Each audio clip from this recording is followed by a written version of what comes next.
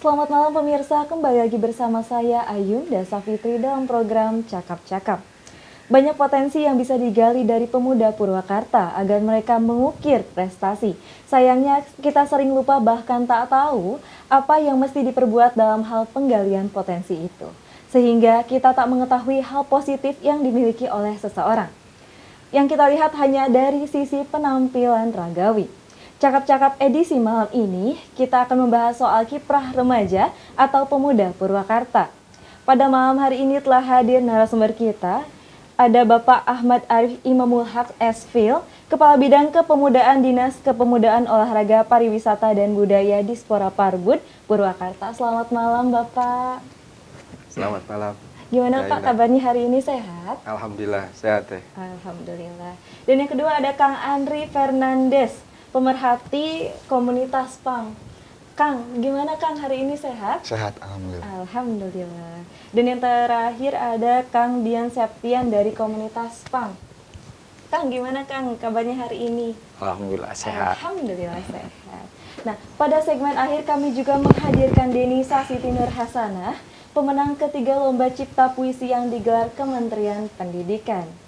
Baik pemirsa, untuk pertama ini saya ingin bertanya kepada Kang Andri Fernandes. Kang, Akang sebagai pemerhati anak PANG Purwakarta, bisa diceritakan Kang, ini komunitas PANG ini sejak kapan adanya di Purwakarta Kang? Kalau untuk komunitas PANG yang ada di Purwakarta itu tahun 90-an teh. Tahun 90-an? Ya, 97, 96, 95 lah. Oke. 95. Tapi Akang mulai bergabung dari tahun? Kalau aku dari tahun 2005. Oh, 2005. Sudah cukup lama ya? Ya, kalau aku. Oke, ini untuk Kang Dian, Kang. Akang bergabung ke komunitas PANG sejak kapan, Kang? 2005 sama. Oh, sama, berarti satu angkatan? Iya. Oke. Alasan Akang masuk ke komunitas PANG itu apa, Kang? Ya, intinya lah, panggilan jiwa aja gitu. Panggilan jiwa? Jadi tidak ada unsur keterpaksaan gimana gitu. Kalau Kang Andri, Kang, Ya. gimana, Kang? Kalau saya melihat dari teman-teman sendiri, mereka tuh banyak potensi. Oke. Ya, seperti menyablon, bikin sepatu, ini seperti Kang Dian. Nah, dari sini kan kadang masyarakat itu melihat hanya dengan penampilan luarnya saja. Iya. Tapi mereka itu tidak tahu ada bakat terpendam dari mereka sendiri. Banyaklah karya-karya yang mereka udah menghasilkan. Banyak ini seperti itu.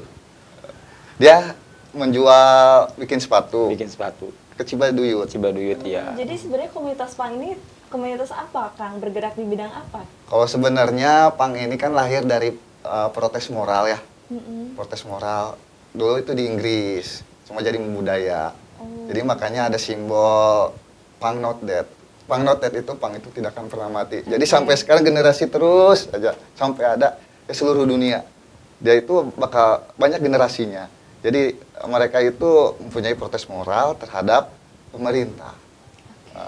Pemerintah yang sebenarnya tidak menjalankan dengan baik sistemnya tersebut, kebijakannya. Jadi mereka itu kelas menengah ke bawah. Oke, berarti ini bisa dibilang komunitas anak muda ya? Ya, emang anak muda ini komunitas yang tanpa ada ketua. Tanpa ada ketua? Iya, karena kita itu kan PANG itu ada singkatannya ya. People United Not Kingdom. Jadi teman-teman mereka ini identitasnya nggak ada ketua gitu, nggak seperti organisasi yang lain. Bukan organisasi kan. Kalau organisasi ada ketua segala macamnya, ini tanpa ada struktur. Berarti gitu. kalau misal ada acara atau apapun yang menggerakkannya siapa kalau bukan Kolektivitas, ketua? kita semua kebersamaan. Karena Oh, kebersamaannya gitu. cukup Iya. tinggi. Oke. Oke, sekarang saya ingin bertanya Pak kepada Pak Ahmad. Yep. Bapak, ini Bapak kan ketua bidang Dispora Parbud ya, betul ya Pak? Yep. Oke, program unggulannya apa sih Pak untuk Purwakarta untuk Dispora Parbud ini? Khususnya untuk pemuda, karena di sini ada anak PANG nih. Ya, kita fokusnya itu ke 3 program sebetulnya. Satu, program penyadaran. Kedua, program pengembangan. Ketiga, pemberdayaan. Jadi 3 itu. Gitu. Jadi di kita bagaimana anak-anak muda itu, ya mereka kita sadarkan dulu. Baru setelah disadarkan kita berdayakan, setelah berdayakan kita kembangkan. Jadi potensinya kita lihat dulu dari apa yang dimiliki oleh mereka itu. Nah itu kan dari proses penyadaran dirinya gitu. Jadi 3 itu aja kita fokus gitu. Oke. Nah, Contoh langkahnya apa Pak dari proses penyadaran itu? banyak hal kita, karena gini dulu, harus kita ketahui bahwa yang namanya anak muda sesuai dengan Undang-Undang 40 2009 itu ada batasan usia 16 sampai 30 tahun gitu. Jadi itu yang disebut pemuda gitu ya. Nah, kita melakukan upaya penyadaran, contohnya adalah dengan cara melakukan kegiatan-kegiatan seperti kajian, diskusi gitu ya. Kemudian juga katakanlah semacam bimbingan mental gitu kan, atau pendidikan dan pelatihan gitu. Itu yang kita lakukan selama ini gitu ya. Baik secara formal maupun non formal. Tapi juga ada informalnya juga gitu kan, secara kekeluargaan lah gitu. Saya kira itu. Oke, baik. Pak, sekarang untuk ke Kang Andri. Kang Andri, biasanya nih, kalau misalkan untuk yang baru masuk ke anak pang ini suka ada pembinaan gitu nggak, Kang? Kita lihat dulu teh, kalau dia benar-benar jadi pang atau enggak. Kan kadang kan kita di pang sendiri itu tidak ada syarat untuk harus begini, harus begitu ya. Nggak ada. Biasanya Karena kalau komunitas lain ada. karena dengan kesadaran diri sendiri aja. Karena mereka itu kadang kan berpakaian, berpenampilan pang. Masyarakat kan sudah tahu pang itu. Udah pang, rambut berdiri, anak pang. Ya, jaket kulit, anak pang. Tapi belum tentu mereka itu tahu arti pang sebenarnya seperti apa. Jadi maka dari itu saya ingin tegaskan gitu, kalau pang itu bukan pelarian teh, gitu ya. Jadi pang itu wadah berkreasi, wadah untuk kreativitas, untuk bakti sosialnya juga ada, jiwa sosialnya lebih tinggi, menurut saya gitu ya. Jadi tidak ada syarat khusus untuk masuk pang seperti itu. Jadi makanya saya berpesan kepada masyarakat, kalau pengen tahu pang itu seperti apa, lebih baiknya ikutin obrol dulu. Jadi tahu kita tuh, jadi masyarakat tuh bakal tahu. Oh, kan kadang ada ya di jalanan yang ngelem pakai berpakaian pang. Belum tentu itu tahu arti pang sebenarnya apa. Jadi makanya dari itu saya berharap ke masyarakat jangan selalu melulu berpikir negatif terhadap anak pang, karena belum tentu dia itu tahu arti pang sebenarnya gitu. Tapi suka ada nggak kan kayak kegiatan dari khususnya komunitas pang tersendiri ya untuk memberikan edukasi ke masyarakat bahwa yang ngelem atau yang apapun yang mereka temui di jalan yang sifatnya kurang positif begitu negatif itu bukan selalu anak pang atau bukan anak pang. Ya ada deh teman-teman sendiri, bahkan saya sendiri begitu suka-suka memberikan edukasi terhadap teman-teman yang misalnya baru nih masuk ya, apalagi kan kadang yang masih muda-muda lah, kayak masih sekolah ataupun apa, ngapain sih kayak gini-ginian, tahu gitu pantai apa kayak gitu. Nah dari itu langsung pulang Pak, sama kita pulang. Oh gitu ya. Gitu. Jadi Oke. Selain itu Kang Dian ada lagi nggak bagaimana cara mengedukasi masyarakat gitu? Ya intinya lah buat masyarakat ya, kalau pengen tahu tentang kita kan intinya kan, jadi jangan lihat dari penampilan kami kan. Penampilan kami bukanlah yang utama, untuk itu cobalah dekat dengan kami, karena kami itu seperti yang kalian bayangkan. Karena hidup kami itu kebersamaan Pak, saling merangkul, menata komunitas yang benar. Jadi jangan sampai ada oknum-oknum yang merusak lagi gitu. Pinginnya itu banyak kan, karena banyak oknum Pak. Karena yang merusak citra pang sendiri itu oknum. Oknum, iya. gitu. Berpenampilan pang tapi tidak tahu pang seperti itu. Iya, begitu ya. Bukan kitanya sendiri, gitu. Maksudnya sekarang pang, mohon maaf ya, tatoan itu kan memang hak mereka lah ya. Tapi kan tato yang tidak memperlakukan, tato yang tidak bicara, gitu ya. Kalau misalnya saya jamin teh lah, kalau anak pang sendiri bertato, bertindik dan lain-lain, jauh dari akan namanya kriminal. Oke. Insya Allah. Oke, tapi memang identikkah dengan penampilan seperti ini, mungkin yang tatoan atau yang berjaket dengan rambut warna-warni itu apakah identik dengan pang atau gimana kan? Ya, sebenarnya kan pang itu tidak harus tatoan. Saya tidak tatoan kan. Ini tergantung dia yang menjalani, tergantung dia yang menjalani. Mau pakaian biasa ataupun apa gitu. Jadi tidak harus tatoan, tidak harus bertindik, bahkan saya pun tidak bertindik gitu. Saya tidak memandang teman-teman bertato, saya malah merangkul mereka karena senang teh kebersamaannya cukup tinggi gitu teh. jiwa sosialnya tinggi. Bahkan setiap setahun sekali bulan puasa mau bagi-bagi takjil dan lain-lain. Iya. Nah, saya berharap akan lebih, apalagi ke pihak pemerintah gitu Pak ya.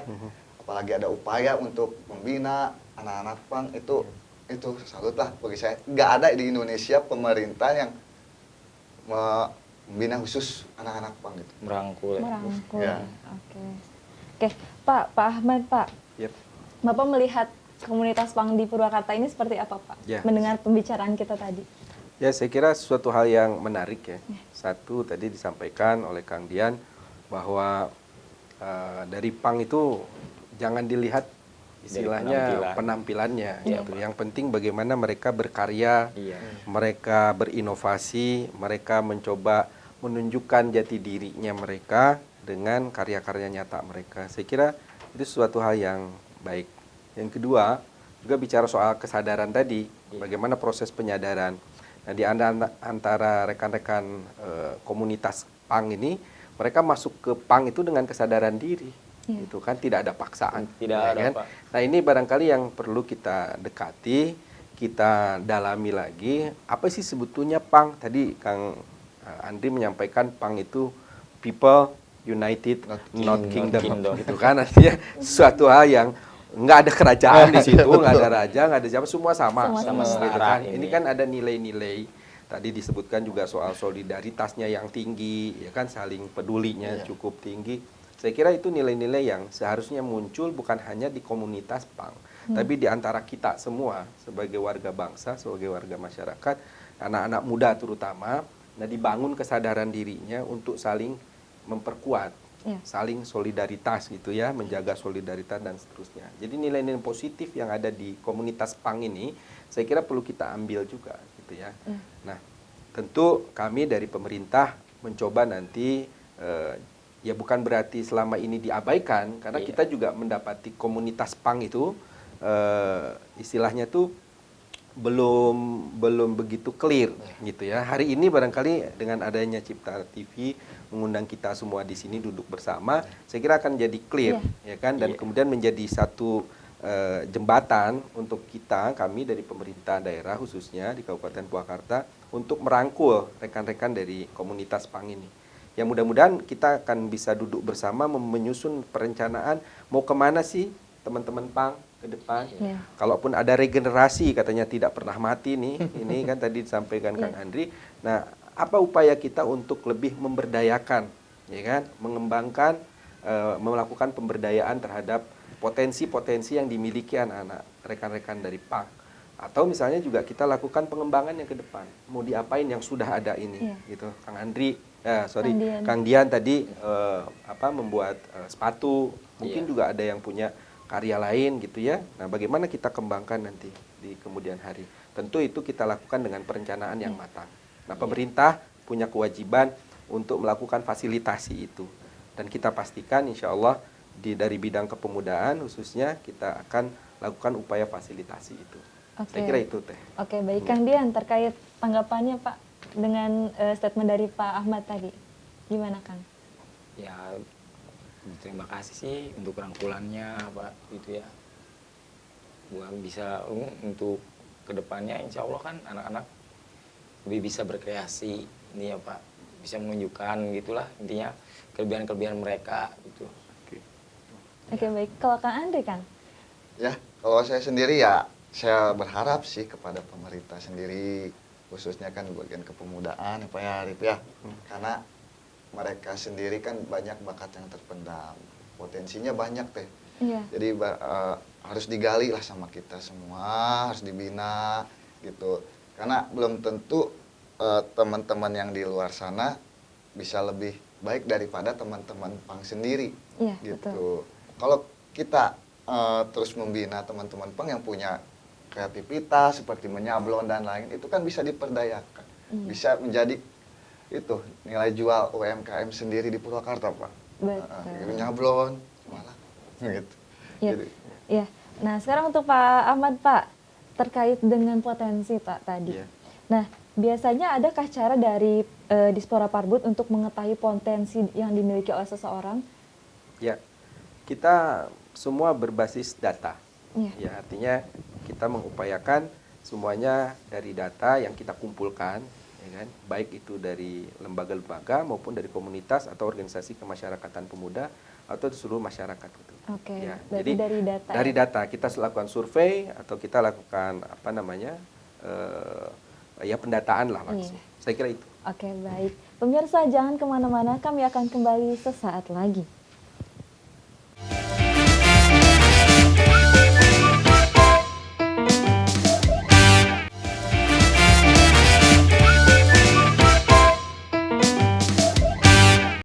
Pemirsa, terima kasih masih bersama kami. Baik, kita lanjutkan ya Bapak Akang. Nah, memang untuk komunitas PANG ini tidak dipungkiri bahwa stigma negatif itu selalu menempel di komunitas PANG ini ya. Bagaimana cara Kang Dian nih untuk membuktikan ke publik bahwa kalian itu tidak seperti apa yang mereka pikirkan? Ya jadi kan kata saya yang tadi bilang kan, intinya jangan lihat dari penampilan kami, karena penampilan kami itu bukan yang pertama. Cobalah untuk dekat dengan kami karena kami tak seperti yang kalian bayangkan, gitu aja.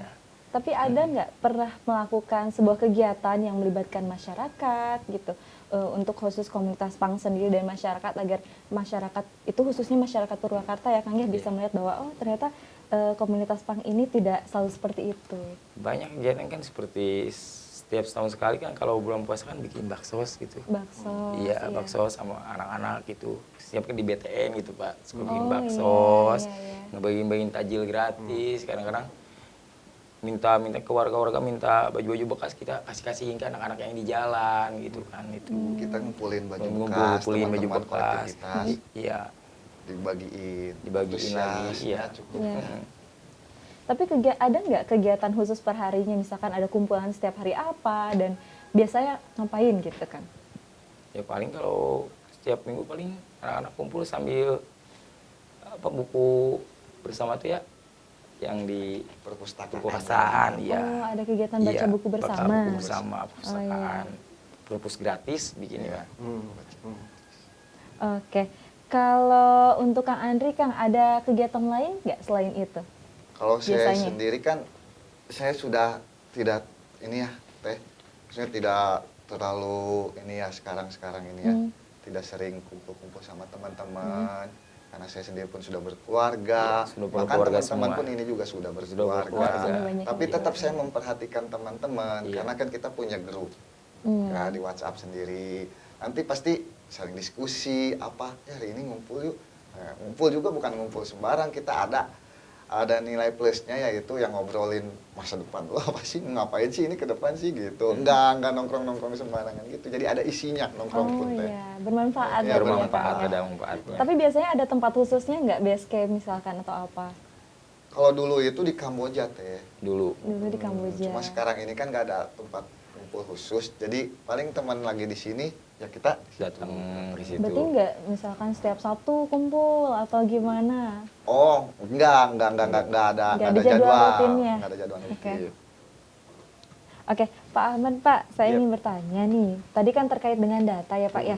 Apakah data di Dispora Parbud ini ada prestasi tertinggi yang diraih oleh pemuda atau pemudi di Purwakarta, Pak?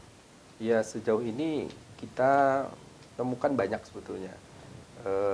Ya dari hasil survei kita, ada anak-anak muda yang bahkan sampai ke tingkat internasional, ya kan? Tingkat nasional juga ada, ya kan? Dari jumlah kurang lebih 200.000 Oke. pemuda usia 16 sampai 30 di Kabupaten Purwakarta ini, sebenarnya banyak potensi yang diraih, potensi anak-anak muda Purwakarta, dan mereka berprestasi. Oke. Ya, ketika mereka mengembangkan, menggali potensinya. Nah, tentu hari ini kita masih mengumpulkan data-data dari sejak 2019-2020. Di antaranya mungkin tadi nanti ada Denisa yang lomba cipta puisi tingkat Oke. nasional, kemudian juga ada yang baca puisi, kemudian juga ada yang di olahraga, juga banyak lah ya. Karena kan di kepemudaan itu bukan melulu soal akademis, tetapi juga bicara soal olahraga, pariwisata, kebudayaan, dan lain sebagainya gitu ya. Saya kira hampir seluruh sektor lah, Iya. dan itu menjadi kewajiban pemerintah untuk mempersiapkan generasi muda di seluruh sektor pembangunan sehingga pada saatnya nanti mereka estafet pembangunan ini, kepemimpinan ini mereka siap di seluruh sektor. Nah, jadi beban kita di kepemudaan itu sebenarnya cukup luar biasa. Berat. Tapi Pak, data tersebut nantinya akan diapakan Pak? Apakah anak-anak yang akan dibina atau apa? Ada pelatihan atau bagaimana? Kita hari ini di Purwakarta lagi menyusun satu peraturan untuk mengkoordinasikan seluruh potensi itu. Ya. Jadi kita ingin memastikan anak-anak berprestasi itu nanti akan diapakan. Gitu. Apa kita beri pilihan mereka dapatkan beasiswa misalnya, atau mereka kemudian kita kuliahkan. Kalau mereka mau kuliah, kalau mereka pengen wirausaha kita fasilitasi dan seterusnya. Saya kira kita juga lagi melakukan pendataan hari ini ke anak-anak pelajar. Ya, pemuda pelajar ya. Jadi kita kasih pilihan, mereka itu mau melanjutkan ke pendidikan yang lebih tinggi, mereka mau jadi wirausaha, mereka mau membangun keluarga, ya kan? Atau satu lagi mereka wirausaha, kemudian melanjutkan pendidikan, berkeluarga, satu lagi itu mereka 4 lah kita ini kan survei. Nah, pilihan itu kita berikan kepada mereka sehingga kemudian nanti hasil dari survei itu kita akan lihat gitu, kita akan kaji gitu, kaji. Kalau yang mau jadi karyawan ya, tadi yang satu lagi yang menjadi tenaga kerja. Berarti kita nanti kerjasama tuh dengan dinas tenaga kerja atau dengan perusahaan gitu. Kalau yang wirausaha ya bagaimana kita siapkan instrumennya, fasilitasinya gitu ya. Jadi 4 itu kita ingin ada anak-anak muda itu seperti itu. Mungkin seperti teman-teman dari PANG, ya kan, ada yang mau wirausaha. Bagaimana nanti kita fasilitasi dengan dinas terkait, gitu ya. Yang mau kerja ya dengan perusahaan atau mungkin dengan dinas tenaga kerja. Nah, yang mau melanjutkan ya kita coba juga fasilitasi dengan perguruan tinggi yang mungkin sekarang masih ada beberapa perguruan tinggi yang menggunakan sistem magang, ya kan. Jadi mereka kuliah sambil bekerja, dibayar pula kan gitu ya. Mereka bisa ke situ, kita salurkan. Nah, fungsi kami bagaimana menjembatani semua itu, ya kan? Menjembatani semua, tapi kan tidak mungkin dikerjakan hanya melulu oleh bidang kepemudaan. Gitu. Kita harus kerjasama, kolaborasi, ya, koordinasi dengan dinas-dinas terkait. Nah, karena itu kita akan membuat satu peraturan, ya, jadi ada payung hukumnya untuk koordinasi lintas sektor. Gitu. Baik. Jadi teman-teman PANG kan mungkin bisa kita ajak kerjasama dinas sosial misalnya, atau misalnya dinas perencanaan kependudukan DPPKB, misalnya ada anak-anak PANG yang mau kawin, ya kan, ya kita bina dulu nih, gitu ya, ketahanan keluarganya gimana, pengetahuan dia tentang berkeluarganya udah bener apa belum, gitu ya. Nah, kan banyak nih orang nih asal kawin aja, yang penting resepsi, ya kan, resepsinya dapat nganjuk, dapat dari mana, atau udah nikah, ya kan, hutangnya banyak, gitu kan. Hidupnya sepanjang itu hanya untuk membayar hutang resepsinya, kan, nggak jelas juga. Sementara hak dia sebagai suami atau sebagai istri, sebagai ibu, sebagai ayah, dia nggak pernah paham. Dan ini yang menjadi masalah kita sebetulnya generasi muda. Bagaimana mereka kita didik sebetulnya tentang hak dan kewajiban dalam berkeluarga. Oke, baik Pak. Saya kira itu diantaranya. Yang ingin saya tanyakan begini. Tadi sudah dipaparkan oleh Kang Andri ya Pak ya, kalau misalkan di komunitas PANG itu banyak prestasinya. Salah satunya ada yang bisa berwirausaha dan sebagainya. Apakah data tersebut hanya mencakup pelajar saja atau memang nantinya akan didata pula salah satunya beberapa anggota dari komunitas PANG gitu Pak? Karena kan banyak yang berprestasi di bidang wirausaha atau apapun ya kan ya? Kita pastikan semua akan kita data. Ya, karena kewajiban kita untuk memfasilitasi anak-anak muda. Tapi dengan catatan memang kita punya batasan usia 16 sampai 30. Kang Andri umurnya udah 34 misalnya. Ya nggak masuk kita, gitu kan? Nggak masuk kita. Ya kan urusannya itu orang dewasa kan. Maka nanti yang menanganinya beda lagi, bukan bidang kepemudaan. Kecuali bidang kepemudaan ditambah juga bidang kepemudaan dan kemanulaan, misal gitu kan. Tapi kan nggak juga, ya ada juga urusan yang lain yang kita nggak bisa overlapping, gitu ya. Nah, sementara ini kita usia 16 sampai 30. Kang Dian misalnya usianya udah lebih 30. Nah, ya berarti tidak masuk di Tidak kita, termasuk. tidak termasuk teman-teman PANG yang usianya 16-30 ya berarti termasuk di kita. Nah, kita akan fasilitasi Oke. gitu. Saya kira gitu Teh.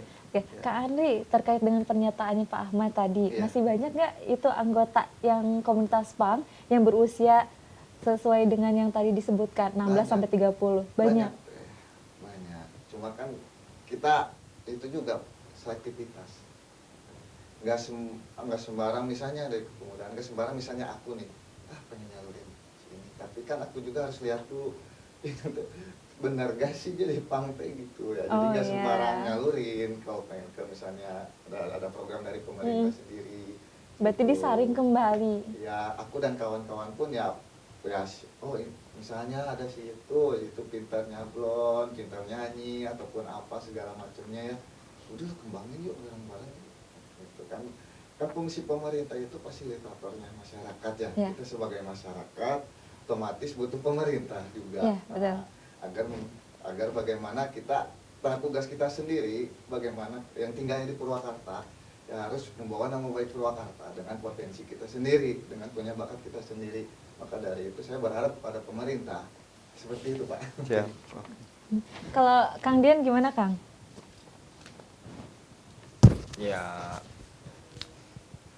memang benar sih, masih banyak anak-anaknya masih di bawah 30 ya Pak ya. Tapi benar juga harus didata dulu, harus dilihat dulu benar-benar dia berkaryanya apa enggaknya gitu kan. Jadi harus dilihat dulu sama anak-anak semua. Jadi dia berkarya dalam bidang apa gitu juga kan. Tapi dia harus sungguh-sungguh apa enggak gitu. Kalau misalkan ada takut ada yang modalin nih, tapi cuman seminggu 2 minggu Iya. kan buat apa gitu kan. Iya. Betul, Iya. betul. Tapi Kang Dian sendiri melihat teman-teman dari komunitas PANG yang berusia 16 sampai 30 tersebut ya, banyak yang berprestasi di bidang apa, Kang? Ya banyak sih dari si sablon gitu. Oke. Dibikin emblem ya. Iya, Bikin ngejahit. emblem, Ngejahit. ngejahit gitu banyak. Bikin sepatu gitu. Masih Itu banyak. sendiri, kok. Sendiri? Iya. Hebat ya, Kang ya? Maksudnya sendiri itu mandiri lah. Oke, Dia punya mandiri ya, bisa bikin sepatu ya otodidak lah. oke. Tapi ada yang anggota atau teman yang masih sekolah? Ada juga yang masih sekolah. Ada juga. Nah, untuk yang masih sekolah ini gimana, Kang, ngebinanya, Kang? Jadi intinya kan ambil aja yang bagus-bagus dari PANG. Yang jelek-jeleknya buang aja. Bener nggak? Ya. Iya. Oke, Ya, baik. jadi segi penampilan kita kan, seperti penampilan kita kan, ya bener kan? Jangan ditiru, temen dia anak sekolah kan ya. Bener nggak Pak ya? Jangan sampai terbawa jalur aja ya, terbawa Iya. arus. Betul. Ya, betul, Kalau Mbak. dari Kang Andri sendiri, Kang, Gimana teh? iya, terkait dengan teman-teman komunitas PANG yang masih pelajar Kan masih gitu. pelajar ya, aku kan pasti ngasih edukasi ya, teh. Iya. Pakai nggak harus begini, pakai Iya. masih sekolah. Oke. Jadi jangan terlalu fokus sama pemuda, sekolah dulu yang benar. Iya, kayak intinya. gitu. Kalau mau jadi pang ya aku ngasih edukasi pang seperti ini dan segala macamnya. Pang itu nggak harus bertato, nggak harus seperti ini, gitu. Iya. Pak, kalau Pak Ahmad, Pak, kalau misalkan Bapak bertemu dengan teman-teman komunitas PANG Iya. nih yang berusia 16 sampai 30 tersebut, apa pesan yang Bapak ingin sampaikan? Ya, tentu kita berharap setiap orang, setiap manusia itu punya manfaat, siapapun mereka, gitu ya. Jadi saya secara pribadi maupun kelembagaan di teman-teman di bidang kepemudaan itu tidak alergi dengan anak-anak muda, profesinya apapun, statusnya apapun, sepanjang mereka adalah anak-anak muda usia 16 sampai 30, tentu mereka adalah bagian dari kita, menjadi tugas dan tanggung jawab kita. Tentu juga tidak semua bisa kita jangkau, gitu ya. Tidak bisa kita jangkau sehingga yang ada di depan mata tidak kita tinggalkan, ya. Kita tidak abaikan mereka yang ada di sekitar kita, gitu ya. Sekarang saya ketemu dengan teman-teman di komunitas PANG, tentu mulai hari ini sampai ke depan kita akan coba merangkul teman-teman dari PANG sesuai dengan apa yang disampaikan Kang Dian maupun Kang Andi tadi. Mereka juga melakukan seleksi terhadap anak-anak PANG ini, anggotanya, sehingga kepada kita juga akan lebih memudahkan ya untuk melakukan katakanlah tadi penyadaran, kemudian pemberdayaan dan pengembangan tadi. Saya kira itu. Ya. Oke, baik Pak Ahmad. Ada lagi nih yang ingin saya tanyakan, Pak. Tadi kita sudah mengetahui bahwa dari pihak Dispora Parbud ada data-datanya untuk anak-anak yang memiliki potensi dan sebagainya. Namun kita juga mengetahui bahwa langkah tersebut membutuhkan anggaran, Pak. Apakah anggarannya sudah ideal menurut Bapak dari pemerintah? Sampai kapanpun anggaran itu tidak akan pernah ideal, ya kan? Tapi seberapa mampu, ya, seberapa mau kita memanfaatkan anggaran yang ada untuk melakukan katakanlah menjalankan fungsi-fungsi tadi, ya, pembinaan, penyadaran, kemudian pemberdayaan dan pengembangan. Sekali lagi tidak mungkin kita jangkau semua. Sehebat apapun kita, sebanyak apapun anggaran yang kita miliki, tentu tidak akan pernah menjangkau seluruhnya. Karena itu yang penting adalah niatnya, yang penting adalah motivasinya dari kita untuk melakukan pembinaan terhadap generasi muda. Itu teh barangkali. Oke, baik. Kita lanjutkan nanti ya Pak ya. Pemirsa jangan kemana-mana, kami akan kembali sesaat lagi.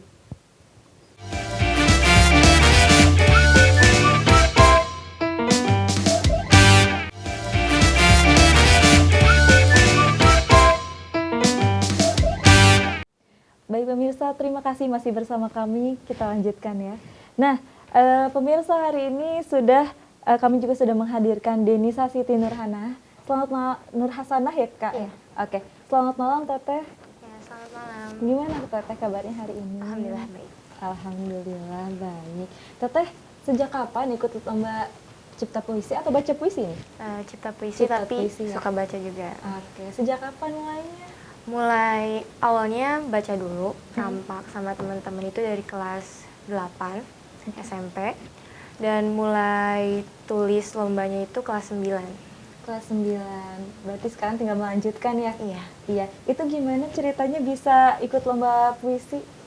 Awalnya karena rampak itu senang baca dan akhirnya mulai tertarik juga untuk coba menciptakan karya sendiri. Nah, kelas 8 sempat ikutan juga, tapi ternyata masih belum rezekinya. Dan alhamdulillah di kelas 9 ini iseng-iseng aja sih awalnya dan alhamdulillah lolos ke nasional. Oke, itu tahu informasi ada lomba puisi tingkat nasional dari siapa Teh? Dari guru bahasa Indonesia. Oke, itu latihan sendiri atau memang dilatih khususnya sama gurunya nih? Lebih senang latihan sendiri sih. Latihan sendiri, temanya tentang apa? Banyaknya itu tentang keberagaman budaya Indonesia, kurang lebih kayak gitu. Oke, nah tapi sebelumnya ini Teteh sekolah di mana? Di SMA Negeri 1 Purwakarta. SMA Negeri 1 Purwakarta, kelas 10 ya? Iya. Berarti usia? 16 tahun. 16 tahun. Hobinya apa Teteh? Hobi menulis puisi, diskusi, sama baca buku. Oke, Pak, bagaimana Bapak melihat Teh Denisa, Pak? Ya, saya kira sesuatu yang luar biasa ya. Artinya di usianya yang masih muda, dia sudah bisa membuat karya, ya, mencipta puisi, Iya. kan? Saya kira itu hasil yang luar biasa dari proses yang mungkin tidak mudah juga, gitu ya. Yang dia hayati dan dia curahkan dalam sebuah tulisan berupa puisi, itu perjalanan panjang tentu. Dia bisa sampai juara tingkat nasional, ya, se-Indonesia, juara 3 ya, Iya. juara 3. Saya kira kita patut apresiasi ya, apresiasi, dan sebetulnya banyak dari data yang kita lagi survei, lagi kita lakukan, bukan hanya Denisa, tapi ada juga Denisa lain ya, anak-anak muda lain yang juga punya prestasi. Apa itu juga seperti Denisa, mencipta puisi atau baca puisinya Indonesia, bahasa Indonesia atau mungkin bahasa Sunda, gitu ya, ada juga. Nah, saya kira ini yang akan kita lakukan dari data yang ada itu, nanti kita akan tindak lanjuti bagaimana memfasilitasi prestasi yang telah mereka raih ini. Seperti Denisa, kita juga dapat informasi dari sekolahnya bahwa dia adalah salah satu murid atau pelajar yang berprestasi. Saya kira itu. Oke, kalau Kang Andri melihat Teh Denisa gimana, Kang? Cocok karena soframe, karena aku pun senang membaca, senang menulis gitu. Ya kalau saya pikir sih kalau menulis itu butuh imajinasi yang tinggi Teh. Karena menurut saya kalau menulis susah Teh. Iya. Mendingan kerja ngulik lah daripada mikir gitu kalau. Iya, betul. Ya, saya pun ya alhamdulillah pernah juga itu seperti Teteh masuk 10 besar nasional gitu, juara lomba menulis, ikutan Dewan Pendidikan alhamdulillah walaupun sampai 22 besar Pak. Karena kan syarat khusus itu menulis. Iya. Dengan apalagi di usia 16 tahun ini, kalau saya kan udah 20 ke atas baru gemar Memulai. menulis. Iya. Pasti nanti lebih nanti ya, karena menulis itu susah bener kan Teh? Iya benar. Itu waktu tahun kapan Pak ikutan lombanya? Ya tahun 2018 kok. 2018. Iya. Berarti sudah selesai sekolah ya? Udah tuh Teh. Sudah selesai Jadi sekolah. umum aku mah Teh. Oh, masuknya umum. Menulis apa, Kang? Dulu itu judulnya tentang Asia Afrika. Oh, gitu. Asia Afrika dikembangin, diperluas. Oh, gitu. Yang mengadakannya siapa? Yang mengadakannya itu ya dari umum dari internet, Instagram. Oke, Instagram. Kalau menulis itu kan gimana mood? Benar, bener benar. nggak? Ya, berarti Mood yang harus lagi mengumpulkan pengen. mood dulu ya. Apalagi kalau menulis enak itu malam gitu ya. Iya benar. Benar. So, Teh Denisa sama seperti itu. Sama malam paling enak nulis. Paling enak malam, pas sunyi-sunyinya berarti Iya, ya. benar. Oh iya. Itu waktu tahu lomba cipta puisi tersebut, itu lombanya online atau gimana Teh? Soalnya kan sekarang memang maraknya online Iya. ya Bapak ya. Kalau aku kebetulan belum ada pandemi ini, jadinya secara offline, dan waktu nasional langsung final itu ke Jakarta. Itu tahapannya gimana Teh? Bisa diceritain nggak? Tahapan sampai ke final nasionalnya. Iya. Awalnya dipanggil guru dan tiba-tiba dikasih 4 tema dan saya harus nulis tuh. Oke. Lumayan banyak struggle-nya ya, karena ya seperti tadi susah nulis itu, apalagi butuh mood yang bagus banget. Dan alhamdulillah mepet-mepet deadline-nya, jadi terus diskusi sama guru gimana ini, dan jadinya langsung kita kirim aja. Dan sempat nunggu lama kabarnya lolos apa enggaknya. Tadinya udah pesimis, kirain nggak akan masuk soalnya nggak ada kabar. Ternyata seminggu kemudian ada kabar kalau lanjut ke nasional itu, Lanjut ke 5 hari di Jakarta. Hari nanti. Terus tampil langsung atau gimana? Dibacakan atau tidak? Kebetulan untuk malam penutup itu ada penampilan dari tiap cabang lombanya, Iya. dan Denisa mewakili seluruh peserta cipta puisi untuk bacain hasil karyanya. Wih, hebat. Teteh jadi nggak sabar untuk mendengar. Nah, Teh Denisa nih, menurut pandangan Teteh ya, potensi apa sih yang mesti digali oleh pemuda Purwakarta saat ini? Kalau untuk potensi sendiri tentu banyak sekali ya, apalagi kalau bagi Denisa sendiri, literasinya harus lebih ditingkatkan Literasi, lagi. oke. Karena literasi sendiri itu kan bukan hanya membaca, tapi juga berdiskusi, public speaking. Itu benar-benar bisa berdampak besar untuk pemuda terutama ke depannya. Oke, tapi dari sekolah sendiri ada pelatihan khusus misalkan untuk literasi, public speaking dan sebagainya nggak Teh? Kalau untuk saat ini mungkin belum ya, tapi insya Allah dari SMA 1 akan ada podcast Mansa, dan isinya insya Allah kita akan mendatangkan narasumber yang ya, insya Allah dapat memberi ilmu yang bermanfaat untuk kita. Oke, Pak Ahmad, Pak, menurut Bapak gimana Pak? Potensi apa sih yang harus dimiliki sekarang? Ya, tadi betul, saya setuju sekali. Jadi bagaimana memperkuat literasi, ya, terutama literasi dasar. Karena kita bicara literasi soal baca buku itu juga rendah, ya kan? Baca sesuatu itu rendah sekali para pemuda hari ini.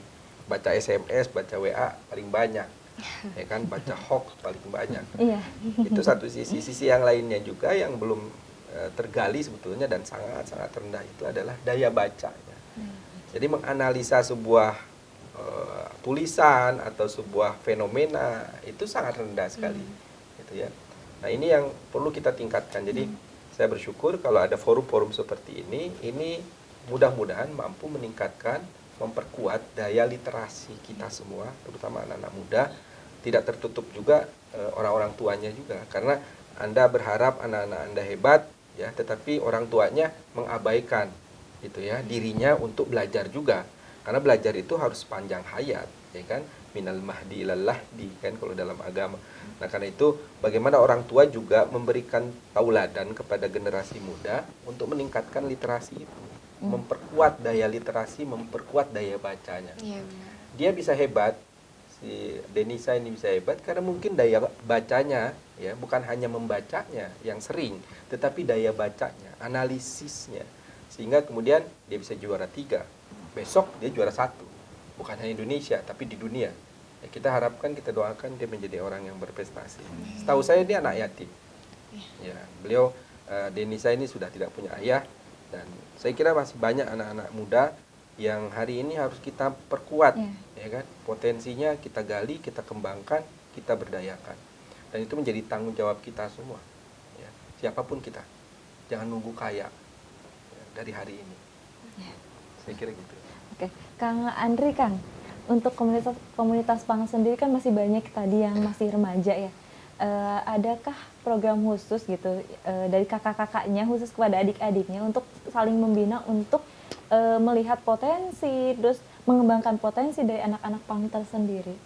Ya seperti itu tadi teh apa ya, membuka perpustakaan jalanan.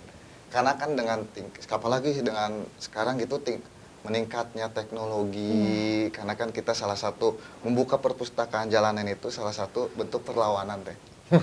Bentuk perlawan karena betul apa yang tadi Pak Arif bilang, daya membaca kita kurang, literasinya tuh kurang. Nah, apalagi dengan membaca tersebut saya pun ngerasa teh kalau kita sering membaca buku, pola pikir kita akan terus maju teh. Gitu, pengetahuan semakin ketangkap sama kita, semakin didapat gitu. Jadi kalau menurut saya dengan kemajuan teknologi ini kan ada banyaknya hoak dan lain-lain, susah dipercaya gitu teh. Oke, Pak Ahmad, Pak, ke depan tantangan apa yang dihadapi oleh bidang kepemudaan, Pak? Kemauan untuk maju, kemauan untuk berkembang, untuk menjadi lebih baik, untuk bermanfaat bagi dirinya maupun orang-orang di sekitarnya. Ini yang mungkin agak tergerus. Jadi bagaimana kemauan untuk bisa menjadi orang yang bermanfaat, ya, itu mungkin yang kita harus bangun kembali. Kita bangun lagi kesadarannya.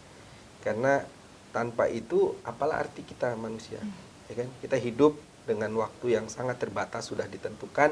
Apa yang manfaat yang kita bisa berikan selama kita hidup untuk diri kita, untuk masyarakat, untuk keluarga kita. Dan penyadaran ini maka ada di urutan pertama dalam program kita. Penyadaran, kemudian pemberdayaan, lalu pengembangan. Kenapa pertama? Karena kata dasarnya penyadaran adalah sadar. Sadar itu artinya dada. Karena sodrun itu bahasa Arab, sadar itu adalah jantung, dada. Di mana di dalam dada itu ada jantung. Nah, kita sering mengatakan di dalam dada itu ada hati. Nah, hati itu sering dibilang juga hati nurani, enggak hati nur. Nurani itu artinya 2 cahaya.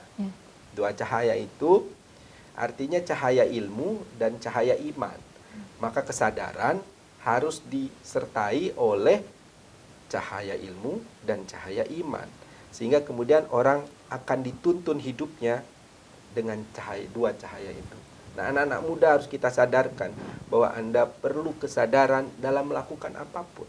Termasuk tadi pilihan menjadi anak PANG, itu juga sesuatu hal yang harus disadari sepenuhnya. Kenapa Anda pilih jadi PANG? Ya kan? Karena aku ingin menjadi people United not kingdom, gitu ya. Semuanya sama, gitu ya. Aku akan memandang seluruh manusia sama kecuali takwanya. Misal begitu ya. Ya kan? Sama aja gitu. Ada nilai-nilai yang dibangun oleh teman-teman PANG dan itu disadari. Denisa pilihannya misalnya besok lusa jadi seorang penulis. Dia sadari sepenuhnya. Tapi dengan nulis dia akan bermanfaat, memberikan manfaat bagi dirinya, keluarganya, dan orang-orang di sekitarnya. Semua di antara kita. Teteh di sini jadi MC, jadi moderator, jadi orang-orang yang berkecimpung dengan kesadarannya memiliki tujuan, motivasi untuk bermanfaat bagi masyarakat. Saya kira itu penting. Poinnya dari kita di kepemudaan membangun kesadaran setiap generasi muda tentang dirinya dulu. Karena dalam agama dikatakan man arofa nafsah arofa robbah. Siapa yang mengenali dirinya maka dia akan mengenal Tuhannya. Ini penting. Saya kira gitu deh. Oke, baik. Pemirsa, pada segmen terakhir ini kita akan dengarkan sama-sama. Teh Denisa akan membacakan puisinya berjudul apa, Teh? Membaca Warna Pulau. Membaca menu pulau. Oke, baik. Teteh silakan. Langsung aja. Ya, boleh berdiri. Berdiri. Duduk aja nih. Oh, boleh. Membaca warna pulau. Jajaran darah biru terjajah haru. Wayang-wayang datang memerangi surai pirang. Gamelanan merdu jadi saksi juang. None-none menari begitu riang. Ketuk selop memecah hening keraton. Secanting buah aren ditata bagi sinjang priangan. Menyampul tubuh elok gadis Jawa nan ayu. Di seberang tanah, Danau Matano melahirkan limpahan wesi.